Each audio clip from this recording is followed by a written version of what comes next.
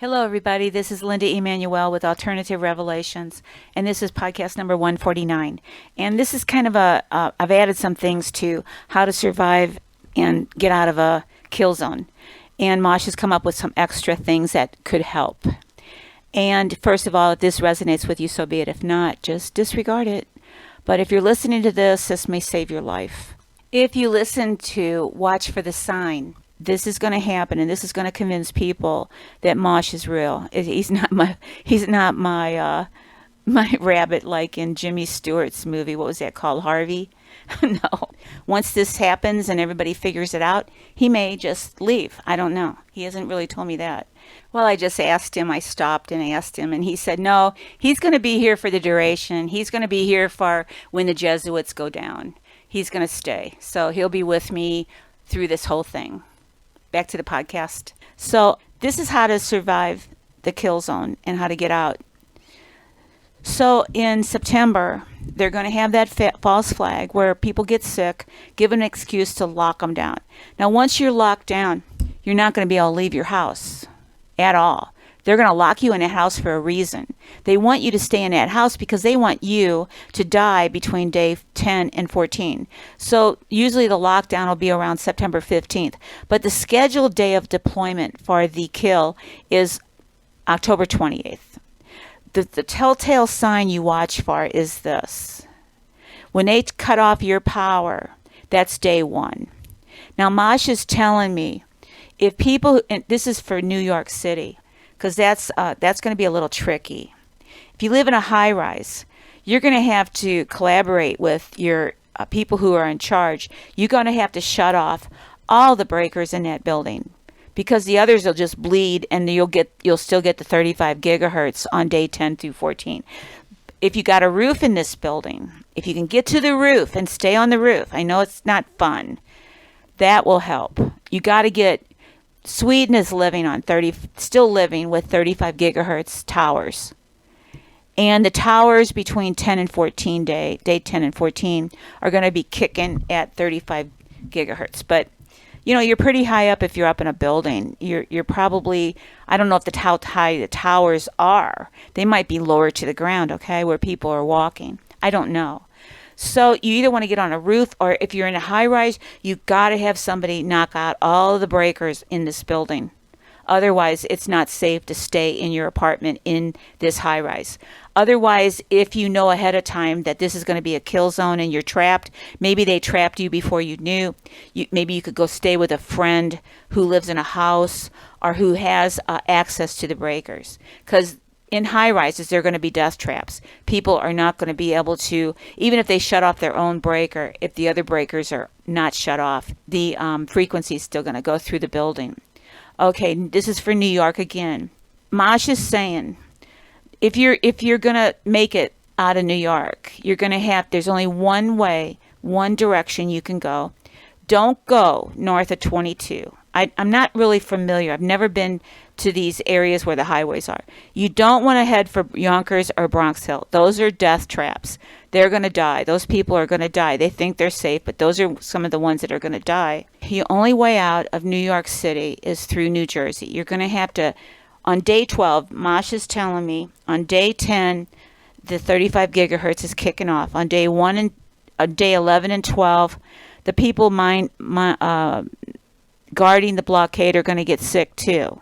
And maybe on day 12, MOSH is telling me to tell people that on day 12, you want to start heading towards the boundary to get out of the city.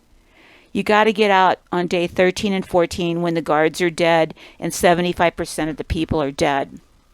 So on day 12, you're walking towards the boundaries because most people are all sick in your area and they're not giving a rat's ass what you're doing.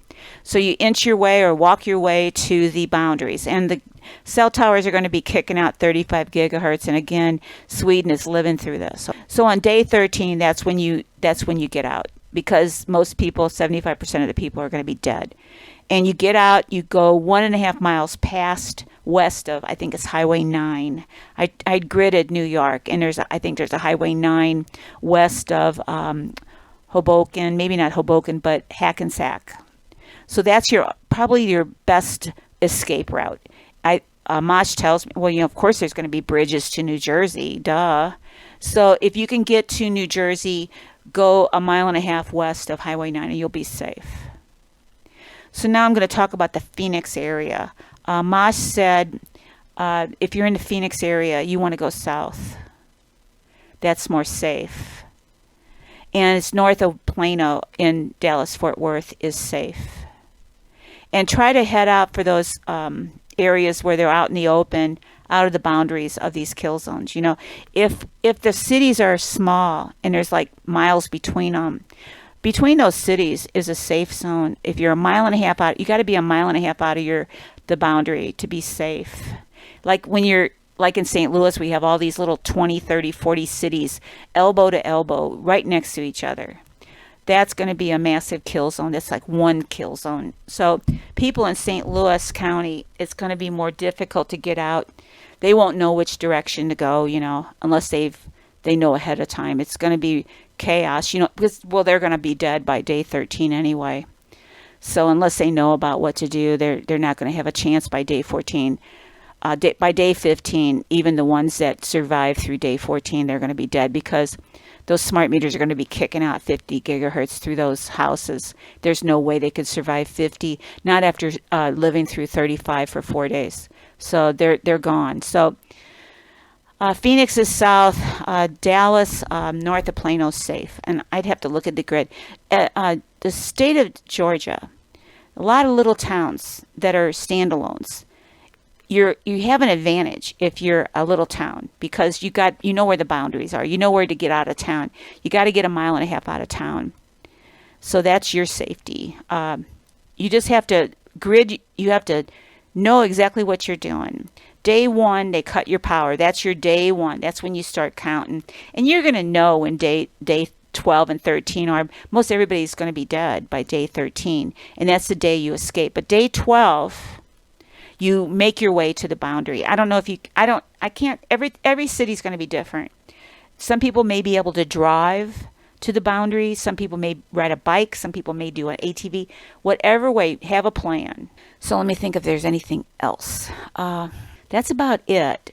I'm going to do a interview with, her name is Niche. I don't know what her podcast is called, but she really clicks with me. She controls me because I have a tendency. I just have so much information inside. It's just hard to contain and hard to manage it. So she manages me pretty well. And I'll try to find out what the name of her podcast is. We talked tonight about the interview tomorrow, and we just clicked. And she is so behind me on all this. It resonates with her. And she says, just the tone of your voice and how you present this. She's like, I know you're telling the truth. And with my background with the mycoplasma and all what I've been through, she believes in me. But, someday maybe you will, all of my listeners will believe in me too, especially when MOSH comes out with that prophecy about the pandemic. So another thing is, when your city has this outbreak of this brucellosis bacteria, you are going to know you're a kill zone because the brucellosis bacteria in the Nestle products, they're only going to be delivered to the kill zone cities. So you're going to know you're a kill zone. So that's when and also this is one last thing, I promise. Most of the time we're going to be locked down around September 15th. And MOSH tells me they plan on knocking out the internet and your cell phone on October 15. So you have a month to think about things. You're going to be locked in your houses, okay? They're not going to let you come out. So you're going to have a way to get on the internet until about October 15th, maybe a little earlier, maybe a little later, but that's around the date.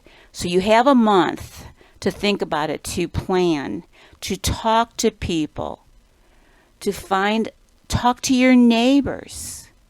Your neighbors by then should realize something is going on. What the bleep is going on? So that's the strategy because it's scheduled for October 28th. It could change. They can make it a little earlier or a little later. The telltale sign is when they cut your power. and you have no electricity, you think you have no electricity, you cut those breakers off because that smart meter won't be able to pulse through your house. So that's a little bit of the agenda, or what maybe a little bit of a strategy to get out. New Yorkers, you should be able to, if you can get, if you're in a high rise, you got to go to the roof, MOSH says. If you do have a roof where you can go up and be on it, or get out of that high rise. Unless all the breakers are off, it's going to be a death trap. You got to plan to be at some friend's house if you can make it. I mean, everybody's got their own agenda. That's what it is about this. Everybody's got their own situation. So you're just going to have to use your intuition and trust in God that you heard this podcast or you heard from somebody about this, that you're supposed to get out. It's all about determination and knowing what to do and how to do it. And on day 12, you head for the boundary, because most everybody in your area is going to be dying, and you're not. And you get to that boundary, and on day 13, that's your escape day, 13 and 14. And if you're in New York, you got to go to New Jersey. There's no other way to get out. New Jersey, west of Highway 9, about 1.5 miles, and you're going to be safe. So I want to hear everybody's story. I want to read some bestsellers, how I survived the kill zone. Wouldn't it be great and be on New York bestseller? Of course, there won't be a New York, So until next time, good night and God bless.